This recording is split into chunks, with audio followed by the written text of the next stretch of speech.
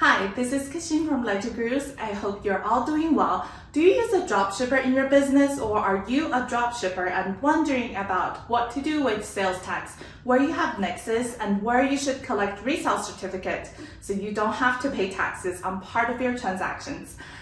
If you have any of those questions, you should watch till the end of the video because I'm going to answer all of them. But before I dive into the content, if you haven't, please subscribe to our channel and hit the bell button so every time we publish a new video, you will get notified. Here at LedgerGurus, we have mostly e-commerce clients, and some of them use dropshippers and some of them are dropshippers themselves. So we see this a lot and we advise them on what to do with sales tax. So I'm really excited to share this knowledge with you today, and I'm gonna use a whiteboard because for some people it's hard to understand, and it took me a while to understand this as well. So I want to draw it out and make it a very easy, understandable scenario for you so you understand the sales tax complicates. Okay, so the first question is, let's talk about these three parties that are involved in a drop shipping scenario. The first one is the customer. So the customer places an order to the seller. The seller doesn't hold inventory. They use a drop shipper. So they in turn order the products from a drop shipper. The drop shipper will actually deliver the product to the customer. So from the customer's perspective, they only deal with the seller. The seller has to deal with both the customers and the drop shipper because they essentially place an order from the drop shipper, and then the drop shipper delivers the product to the consumer. The customer has no idea about the drop shipper. They simply go to the seller's website, places an order, and then they get a product delivered from another party. So let me give you an example. So I shop online a lot and I buy a lot of clothing. So one boutique store that I shop with, they are using a drop shipper. So the clothing store I shop with is located in California. So the seller is located in California, and me as the consumer, I'm in Utah. I places an order on the seller's website. They send me an invoice, I pay the invoice, and they turn around and place an order with their drop shipper that's actually located in Utah as well.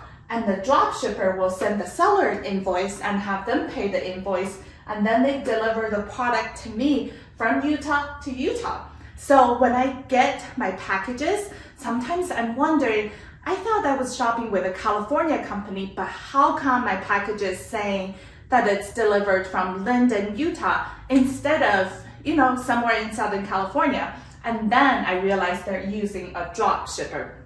And this happens a lot more than normal customers knows, but drop shipping is very popular and it involves three parties, and the customer deals with the seller deals with both the drop shipper and the customer, and the drop shipper delivers the product to the customer and sends the seller an invoice.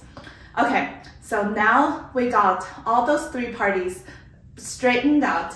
So there essentially is two transactions, right? So the first transaction, when it comes to sales, so the first transaction is between customer and the seller. So that's the first transaction. And the second transaction is between the seller and the drop shipper, because the seller is essentially buying the product from the drop shipper, and then the delivery happens, which is the third step, is between the drop shipper to the customer. So now let's talk about where these three parties have nexus. So we'll start with the simple one.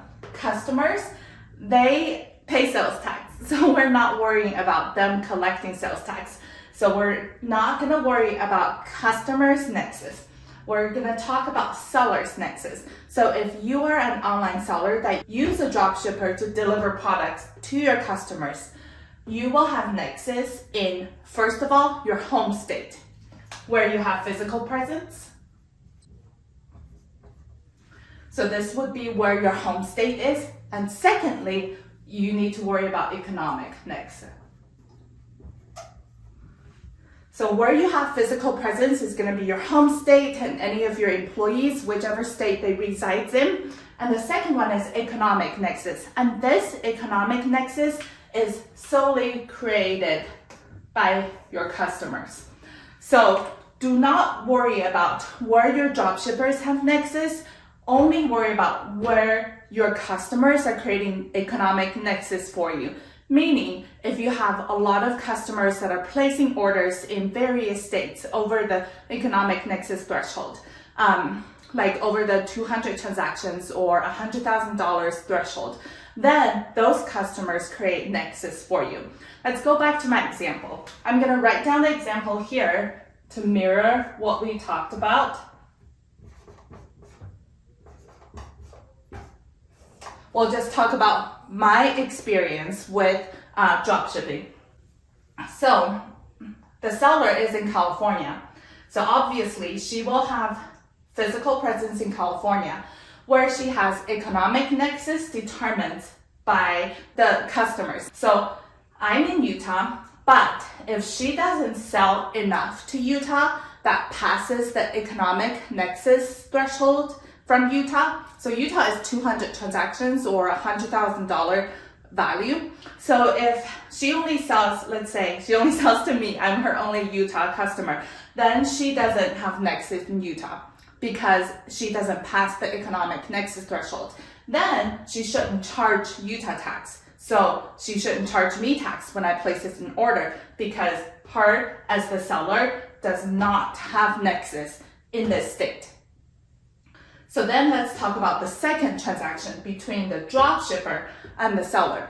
In this scenario, it's almost like the dropshipper is the seller to the seller, because the seller will send the order to the dropshipper and the dropshipper will send the seller invoice. So when the dropshipper is sending the invoice to the seller, they will charge sales tax and where they have nexus. So where does the dropshipper have nexus? First of all, the dropshipper will have nexus where they have physical presence. So wherever their warehouse is located, if they use a company-owned vehicle instead of a common carrier to deliver products, that will incur physical presence as well. So they have nexus in where they have physical presence first. And second, they have nexus in where they have economic nexus. And this is a big issue because dropshippers like Printful, they deliver so many products to all kinds of business owners. One dropshipper can have multiple sellers. And if they aggregate their sales to all the sellers and allocate it based on where the customers are, where they're delivering to, they might have economic nexus in so many different states. And this is why most of the time, dropshippers will charge seller sales tax on this invoice. Because the dropshipper either have physical presence or have economic nexus in where they're delivering to. And because so many dropshippers deliver to all over the country for so many sellers, on the aggregate level, the dropshipper have passed economic nexus in those states. Let me know if that's confusing, and I'm happy to explain more in the comments. But what we see most of the time is seller only have physical presence in their home state, have economic nexus when they sell a lot into other states. Dropshipper, they have physical presence either through where they have stores, warehouses, employees, or through their delivery if they use a company-owned delivery vehicle into other states. That's considered physical presence. Or if they deliver a lot of products for different sellers and then on an aggregate level, they pass economic nexus threshold and they will have to charge tax on their invoice to the seller. Okay, let me know if you have questions. I know this is not the easiest concept to grasp, and it really took me a while to understand all of it too. So after we understand these different things that would trigger nexus for the seller and for the dropshipper. Let's talk about sales tax. So when the seller sends an invoice to the customer, it needs to include sales tax to the customer where they have physical nexus. So, and if they pass economic nexus in that state where the customer is residing. If it doesn't have physical presence in where the customer is, or it doesn't pass economic nexus threshold in where the customer is, it doesn't need to charge sales tax. But this is the important part, and we get most questions asked by our clients that are either the seller or dropshipper to ask, why do they need to charge sales tax? Who should be paying sales tax? So it's very important to know that the dropshipper charges sales tax to the seller. It's the dropshipper's responsibility to either charge sales tax from the seller where they have physical presence or where they pass economic nexus presence if the seller is in one of those states, unless the seller can give them resale certificates. So this is the interesting part. So the dropshipper will charge the seller sales tax unless the seller can provide dropshipper a valid resale certificate.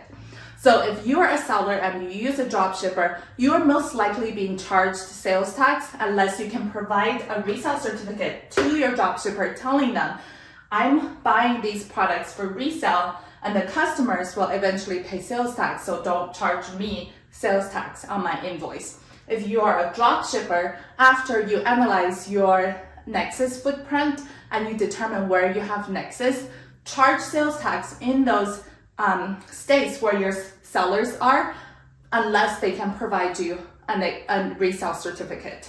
So if you're a seller and you want to provide a resale certificate to your dropshipper so you don't have to pay sales tax on the invoice that your dropshipper is sending you, there's lots of ways to get a resale certificate.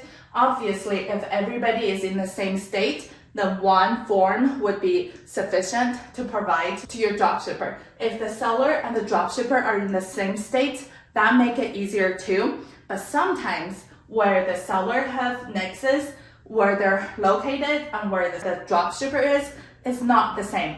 So let's go back to my example.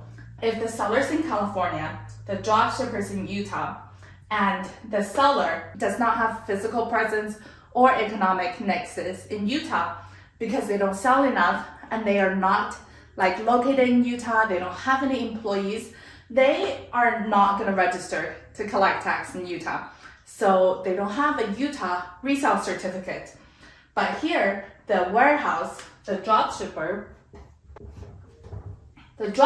in Utah, they dropship for so many businesses across the country, and especially in California, just as an example.